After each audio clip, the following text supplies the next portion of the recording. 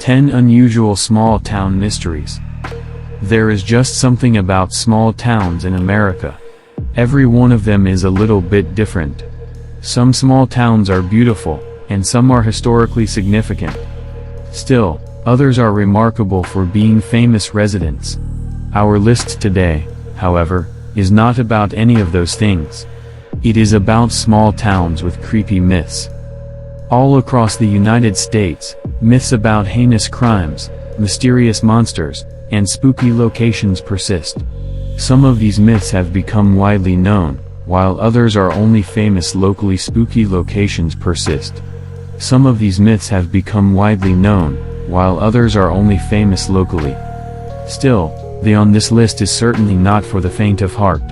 Take caution from Alabama to Idaho, Rhode Island to Colorado, as we go through 10 creepy small-town myths. The Italian Bride, Elmhurst, Illinois. We start our journey in the small town of Elmhurst, Illinois. Within the town, there is a cemetery with a creepy myth. The cemetery contains a life-size marble statue of a woman. If that weren't unusual enough, the woman is wearing a wedding dress. All through the area, local legends persist. Locals have reported the smell of fresh flowers and seen a ghostly figure moving throughout the cemetery at night and even at the nearby high school. The woman who is immortalized by the statue is Julia Buccola Petta. Petta died over 100 years ago, in 1921, during childbirth. Not only was Petta a new mother, but she was also newly married. Her family elected to bury her in her wedding dress. According to the myth, Petta's mother repeatedly had nightmares following her daughter's death. This is creepy enough on its own, but her daughter spoke directly to her in her nightmares, commanding her to open her grave. The grave was reopened, and Julia Buccola Petta was incredibly well preserved. Petta's mother raised funds to have a statue commissioned, and the myth continued to spread and expand from there. Fair warning, if this small-town myth creeps you out, be careful. They are just going to get more creepy. Mercy Brown, the Rhode Island vampire, Exeter, Rhode Island. Many people know about the witch hunts in New England. However, there was also a time when New Englanders feared vampires. One such tragic story relates to Mercy Brown. Brown had a difficult childhood, as her sister and mother both died of tuberculosis. At just 19, she contracted the disease and passed away on January 17, 1892. Due to all the deaths surrounding Brown's family, the locals were suspicious. Many of them suspected that witchcraft or vampires were involved. After her burial, she was exhumed. Citizens thought her body was too well preserved, but was it really? And took it as a sign of the supernatural. Here's where it gets weird. The vampire-fearing people of Exeter, Rhode Island, took out Mercy Brown's heart and liver and burned them to ashes. If that weren't enough, they fed those ashes to her surviving brother. He died just 2 months later. Locals around Exeter say that Mercy Brown's ghost still haunts their cemetery. The Candy Lady, Texas. In a small town in Texas, the Candy Lady still scares children and adults alike. According to a myth that started in the early 20th century, the Candy Lady lured children by leaving candies on their windowsills at night. She waits by the window for the children to grab the candy. Then, she grabs them. Some children reportedly went missing, while others confessed to eating the windowsill candy years later. Other reports include a farmer finding rotting teeth around his farm, a sheriff's deputy with his eyes poked out and pockets stuffed with candy, and a dead boy with candy wrappers in his pockets. As so much time has passed, it is hard to say how much is true and how much is a legend. Maybe this idea was created to try and stop kids from eating candy or trusting strangers, but one thing is for sure. The Candy Lady gives me the creeps. Riverdale Road, Thornton, Colorado. Riverdale Road is a short road near Thornton, Colorado. What it lacks in size, it makes up for in legend. Locals have reported seeing the spirit of a runner and phantom vehicles. However, the most famous of these Riverdale Road myths is the Gates of Hell. This myth refers to an old mansion, which is in total disrepair. According to legend, a man burned his wife and children alive on the property. In the years since, there have been many reported ghost sightings. These include the ghosts of slaves hung on the property, the ghost of the madman's wife, and even a ghostly pack of dogs. Stories of this kind have been told since the mid-1800s.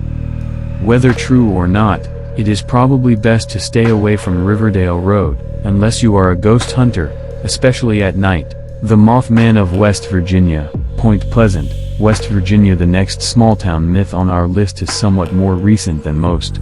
In the small town of Point Pleasant, West Virginia, a legend was born, or discovered, in 1966. Apparently, an insect-like flying creature about the size of a man was seen flying around the town. This creature had glowing lights and bright red eyes. Because of its large wings and the combination of human and insect characteristics, locals dubbed it the Mothman. The Mothman legend has gone on to be known outside the local area. There is even a 2002 film about the myth, The Mothman Prophecies. Locals and other paranormal experts have speculated about the Mothman. Some think it's a government experiment, others think it may be an alien. Citizens continue to report sightings, even in 2016. Point Pleasant has enjoyed national attention, I think, and seems to embrace what makes their town unique, even if it is creepy. Hell's Gate Bridge, Oxford, Alabama. Not to be confused with the Hell's Gate of Riverdale Road. The Hell's Gate Bridge in Oxford, Alabama, features a legendary myth. In fact, there are two. Both involve what happens to cars as they go over the road and can be traced back to the 1950s. The first myth says a couple died driving off the bridge. Supposedly, if you stop on the bridge, the ghostly couple will sit in your car, leaving behind a wet spot. The second myth has spread more widely. According to this creepy legend, you will see hell itself if you look in your rearview mirror, or over your shoulder, as you cross the bridge. Spooky. Either way, the bridge is now closed to cars and deemed unsafe to walk across. Phantom Jogger, Canyon Hill, Idaho. One of the most prominent features of the small town of Canyon Hill, Idaho, is the Canyon Hill Cemetery. Like many other creepy small-town myths on our list, the cemetery is central. The local myth has a name, the Midnight Jogger. According to believers, the jogger only appears in the cemetery and only in a specific place. Scared citizens have reported a knocking sound on their windows, attributed to the spectral spirit. It certainly seems like a very particular ghost. What are all these people doing in a cemetery at night, anyway? Considering the lack of things to do in small towns, this myth may have been created for fun or entertainment. Stull Cemetery, Kansas, the gateway to hell. Stull, Kansas. Another gateway to hell? I guess the devil has to get around too. This one is in the very small town of Stull, Kansas. Their local legend is focused not only on hell but also on Satan. Supposedly, Satan appears in Street Louis not once but twice a year. For the spring equinox and Halloween, he can be found in the town cemetery. Near the cemetery are the remains of a church that Satan used to portal back and forth from hell. Another feature of the area is a hanging tree that was used to hang witches. Some people believe that Satan is attracted to the site for this reason. Amazingly, the cemetery is still in use, with new plots still being dug.